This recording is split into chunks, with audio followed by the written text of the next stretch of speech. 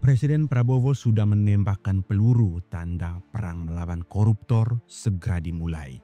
3 minggu lalu saat saya membuat konten berjudul Operasi Oligarki Presiden Prabowo, banyak yang tidak percaya. Kaum pesimis itu lancang berkomentar kalau ucapan dan ancaman Prabowo hanyalah pemanis bibir belaka. Oke, no problem. Barangkali mereka sudah bosan dengan janji-janji pemberantasan korupsi rejim-rejim sebelumnya. Berkoar-koar anti korupsi, tapi faktanya justru merajalela dari pusat sampai ke level desa. Namun sepertinya era berkoar-koar tanpa bukti nyata itu sudah berakhir.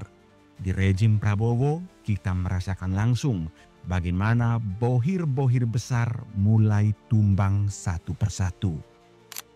Menariknya, hampir di semua pidato Prabowo sejak dilantik sampai dengan 100 hari kerja, ia tak bosan-bosannya memperingatkan agar para tikus berdasi ini segera bertobat dan mengembalikan uang negara yang sudah mereka curi.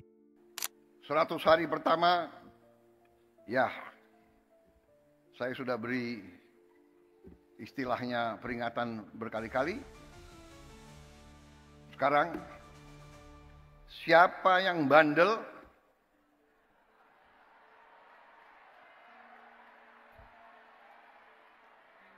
siapa yang dablek, siapa yang tidak mau ikut dengan aliran besar ini, dengan tuntutan rakyat, pemerintah yang bersih, siapa yang tidak patuh, saya akan tidak.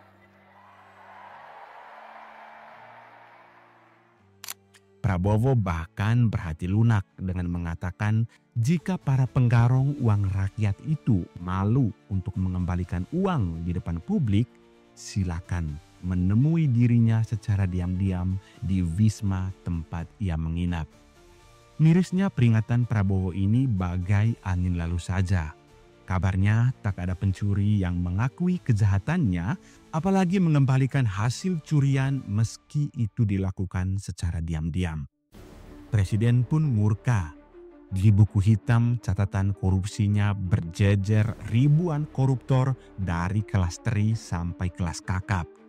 Kemarahan presiden bertambah saat merasakan langsung betapa susahnya hidup jutaan rakyat kecil yang terus miskin dan menderita. Untuk dapat makan sehari saja susahnya minta ampun, apalagi mau bayar BPJS, bayar uang sekolah, bangun rumah, hingga angsuran pinjaman online.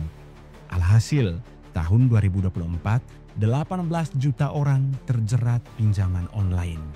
Data ini terus naik signifikan setiap tahunnya, hingga total aliran dana pinjol tembus 74,48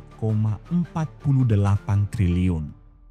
Coba kamu bayangkan saat rakyat susah mencari makan, bahkan gajian sebulannya hanya cukup membayar pinjaman online, para tikus berdasi menari di atas kemewahan. Bagi Presiden Prabowo, situasi ini membahayakan keberlangsungan negara. Indonesia gelap ada benarnya. Namun jika Presiden sebagai pemimpin tertinggi tidak bergerak untuk menyalakan lilin, kegelapan akan makin pekat menelan Indonesia. Lilin kecil Presiden Prabowo mulai menyala membentuk kobaran api raksasa.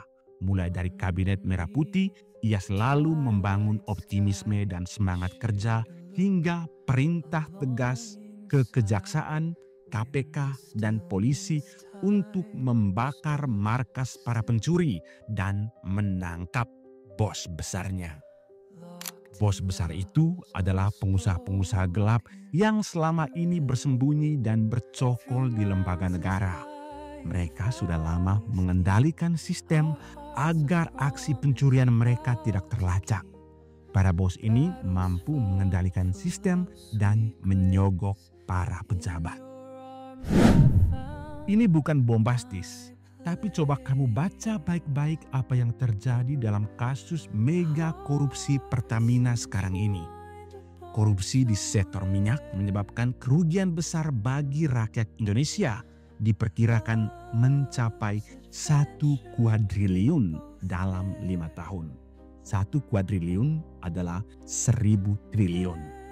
Tindakan ini sangat sistematis dan merugikan ekonomi negara.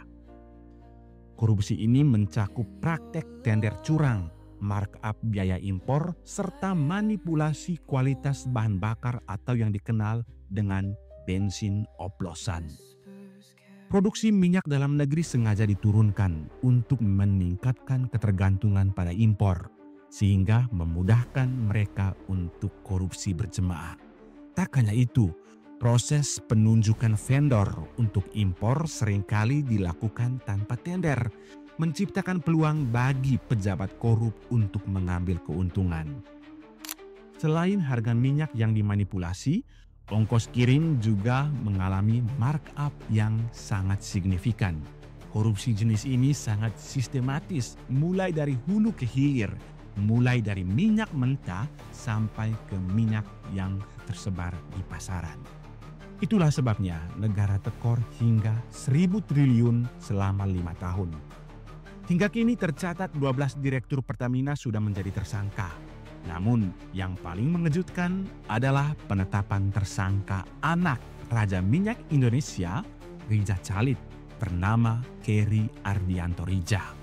Buntut kasus ini, rumah Rija Chalit digeledah tim gabungan dari Kejaksaan Agung pekan lalu. Rija adalah bohir besar, bahkan disebut-sebut sebagai salah satu orang terkaya di Indonesia. Jika sebelumnya ia selalu lolos, khususnya dalam kasus Petral, di rejim Prabowo ini ia tak banyak berkutik. Nama lain yang lebih mengejutkan lagi adalah Garibaldi Thohir alias Boy Thohir. Boy juga salah satu orang terkaya di Indonesia.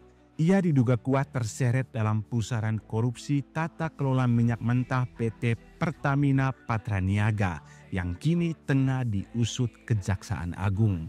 Boy diduga mengendalikan para pejabat yang kini mendekam di tahanan. Boy diduga mengatur 6 pejabat Pertamina yang bertugas menangani masalah impor minyak. Mereka adalah Rifa Siahan, Yoki Firnandi, Maya Kusmaya, Sani Dinar Saifuddin, Edward Korne, dan Agus Purwono. Boy Thohir merupakan kakak dari Menteri BUMN Erick Thohir, seorang pengusaha tambang batu bara dengan grup perusahaan di bawah bendera Adaro Energi. Jika terbukti Boy juga terlibat dalam kasus mega korupsi ini, maka tercatat dalam sejarah bahwa di era Presiden Prabowo berhasil menangkap 2 bos besar koruptor. Satu hal yang pasti, saat perang semesta melawan koruptor ini dilancarkan Presiden Prabowo, tentu akan menggoyangkan dinamika politik dalam negeri. Apalagi kekuatan uang para bohir ini bisa melakukan apa saja untuk menghancurkan Prabowo. Namun yang pasti Pak Prabowo sudah menembakkan peluru yang berarti perang dimulai. Lalu bagaimana dengan Anda? Apakah Anda siap untuk berdiri di belakang Presiden? Silakan berbagi pendapat Anda di kolom komentar.